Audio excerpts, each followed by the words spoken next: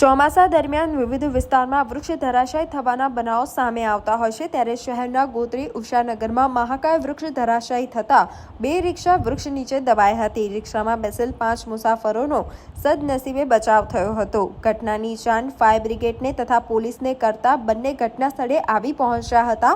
Fire બ્રિગેડે વૃક્ષ ખસેડવાની કામગીરી હાથ ધરી હતી. પિતાબાર ઉષાનગર પાસે આવેલ વર્ષો જૂનો એટલે લગભગ 130 વર્ષ જૂનો વડ આજે સવારના લગભગ 9 થી 9:30 સવારમાં વડ પર ભારણ વધી જવાથી એક મોટો ડાળ તૂટી પડ્યું છે. સદભાગ્ય કોઈને નુકસાન થયું નથી. એક રિક્ષાનો કૂચો વળી ગયો છે, બાકી કોઈને જાનહાનિ થઈ નથી.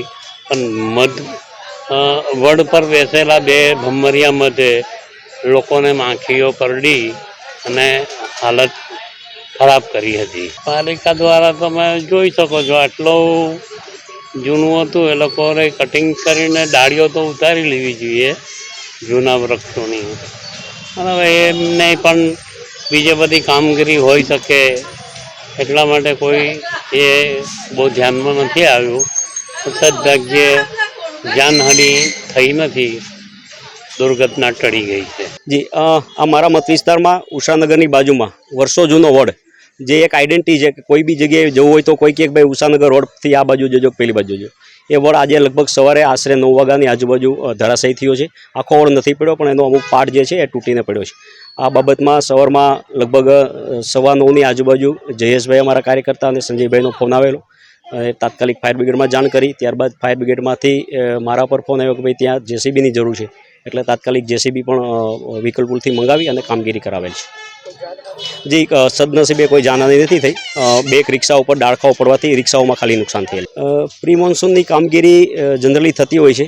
આવા કોઈ વૃક્ષ જે કોઈ જગ્યાએ એવું લાગતું હોય કે નમી ગયા છે, ઝૂકી ગયા છે, તો એને કટિંગ કરતા હોય છે. પણ આ તો ઊભો વડ હતો એટલે કટિંગ કરેલું નથી. પણ જો આવું કોઈ વૃક્ષ, હું પબ્લિકને પણ આપના માધ્યમથી જણાવવા માગું છું કે કોઈ બી જગ્યાએ જો ઝૂકેલા ઝાડ કે આવું કોઈ બી વસ્તુ દેખાય તો તુરંત અધિકારીનો કે પદાધિકારીનો કે ચૂંટાયેલા જનપ્રતિનિધિ કોઈનો પણ સંપર્ક કરી અથવા તો 101 નંબર ઉપર ડાયલ કરીને પણ જણાવવા નમ્ર વિનંતી કરું છું. અહીંયા વડ પડેલો દારૂ, એની નીચે 2 રિક્ષાઓ હતી, એને કાઢી નાની મોટી ઈજા થઈ હતી ડ્રાઈવરને. એટલે ભાઈને પૂછ્યું દવાખાને જવું તો કે કંઈ છે નહીં મને એટલું બધું. એટલે ભાઈ દવાખાને ગયા નથી. હાલમાં તો ભમરિયા મધ ને એવું હતું, થોડીક મુશ્કેલી તો પડી જ છે કાપવામાં. બસ એક જ ફાઇટર હતું, વડીવાળી ફાઇટર.